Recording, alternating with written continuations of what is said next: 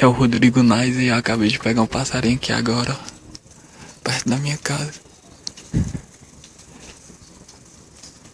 Ele tava aqui na janela, ainda tava me vendo. Eu só fiz pegar, tá aqui a mão.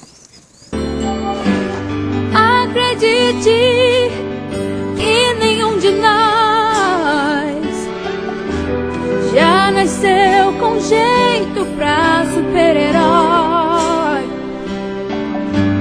Nossos sonhos, a gente é quem constrói, é vencendo os limites, escalando as fortalezas, conquistando o impossível.